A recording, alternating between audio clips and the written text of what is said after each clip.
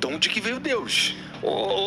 Aí entra na área da filosofia. Aí é uma pira que não dá, né? Uma vez eu estava na Universidade Presbiteriana Mackenzie dando uma palestra, veio um filósofo e falou assim: professor, tudo que você falou aí é muito legal e tal, mas você não consegue me responder essa pergunta. Quem criou Deus? Mas o Igor, essa é uma pergunta filosoficamente equivocada. Sim. Um bom filósofo jamais faria essa pergunta, não é, Rodrigo? Não, e ela é feita... Eu ia até trazer... Eu acho que eu te dei outra vez meu livro, O Ceticismo da Fé. Sim. Dei pra minha mãe, inclusive. Eu ia trazer outro hoje, mas ficou tudo na Jovem Pan lá, viu, de manhã. Tá, mas eu vou tudo trazer bem. da próxima vez. Aí entra na área da filosofia. Permita-me falar o nome Big Bang aqui para me referir apenas ao start inicial do Sim, universo, claro. sem entrar nos pressupostos químicos e físicos que não é minha área.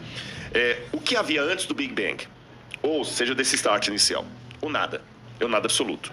Porque um ponto de comum acordo entre ateus e design inteligente, eu acho que qualquer um concordaria comigo no sentido seguinte: antes do ponto inicial do Big Bang, não havia gravidade, não havia tempo, não havia espaço. Não tinha nada. Não tinha nada. Era o nada absoluto. Tá certo? Mas aí vamos partir de uma questão filosófica que é repetida por vários, desde Parmênides na Grécia Antiga, que os latinos traduziram como ex nihilo nihil fit, do nada, nada se faz. Se não havia nada, por que hoje há algo ao invés de nada? Então, é mais lógico supor que havia algo. Como vocês conseguem ver, pessoal, a filosofia na antiguidade, ela era e, ao meu ver, ainda continua sendo uma das grandes ciências que começam a trabalhar essa questão da metafísica de maneira muito lógica.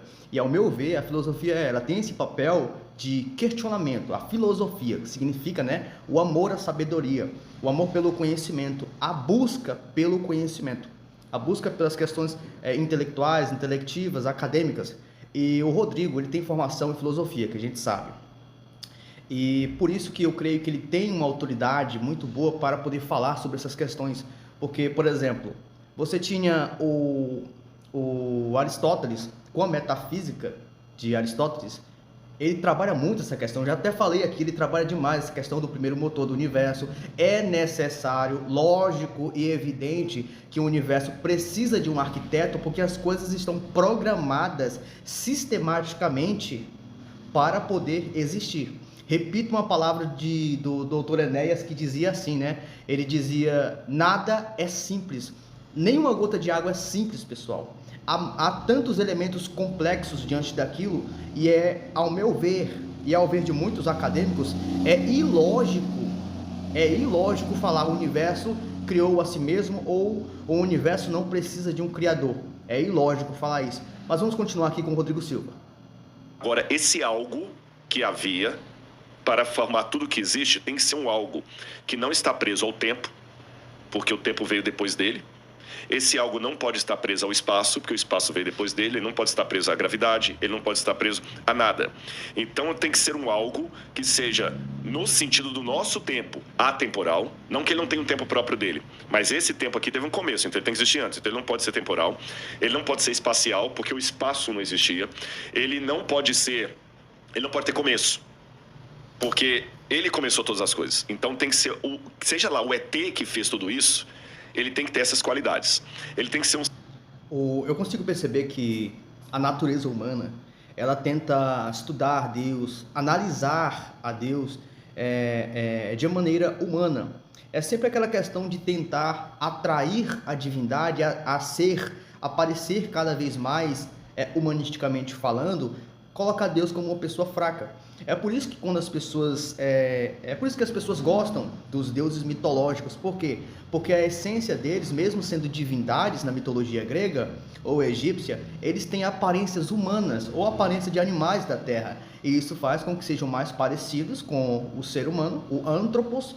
E com isso muitas pessoas são antropocêntricas, o homem no centro de tudo.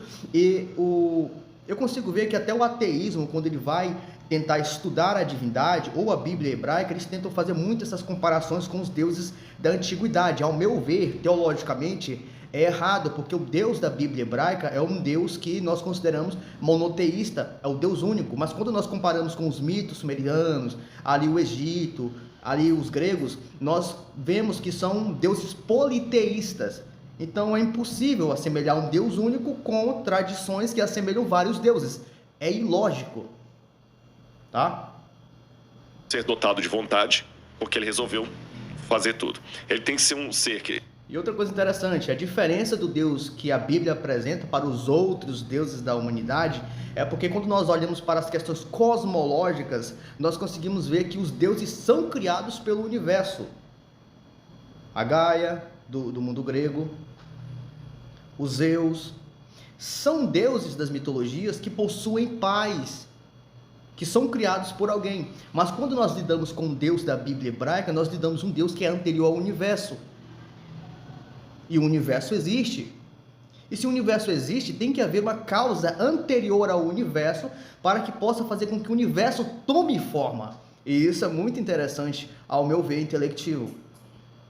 Ou seja, o Deus da Bíblia é um Deus que ele é anterior ao universo. Ele não está preso ao universo, ele não está preso ao tempo, não está preso à gravidade. Por isso que tentar estudar a Deus e tentar saber mais de Deus ou tentar provar a existência de Deus com base nas coisas existentes, não é esse o caminho. Mas a Bíblia diz, né, que os céus proclamam a glória do Eterno. São feitos pelo Criador, porém não são o próprio Criador. Tá? Ele está muito além disso, filosoficamente, teologicamente falando. Dotado de design, porque ele criou coisas com desígnio. Ele tem que ser um ser dotado de inteligência, porque ele criou com inteligência. Esse ser, então, não pode ter sido criado por nada, porque se ele foi criado por nada, a única coisa que eu faço do ponto de vista filosófico é deslocar a pergunta mais para trás. E mais para trás. E eu vou cair num ad infinitum absurdo. Eu tenho que obrigatoriamente chegar a 2 caminhos, não tem 3. Aliás, 3 caminhos. Ou eu acredito que a matéria e tudo que existe veio do nada, e me perdoe. Aí vem o meu limite. Isso não é científico. Porque, mas é provado. Não, então vamos falar de método científico agora. Eu vou até pedir licença para entrar na sua área. Eu li muito, desde os primórdios do método científico lá com Francis Bacon, depois as leis de Stuart Mill. O método científico ele tem que ser replicável, ele tem que ser observável, ele tem que ser visto em laboratório, ele tem que ser falseável. Por exemplo, eu até dei esse exemplo hoje de manhã. Como é que eu posso provar para você que gasolina de carro não funciona para avião? É simples, é falseável. Você pega a gasolina do carro e coloca lá. Agora, não é falseável dizer para você que Santos Dumont estava sem cueca quando ele se suicidou. Não tem como voltar lá e verificar isso, tá certo? Então, dizer que algo, que tudo pode surgir do nada, sem um agente que provoque isso não é nem falseável, nem científico, nem laboratorial, nem filosófico.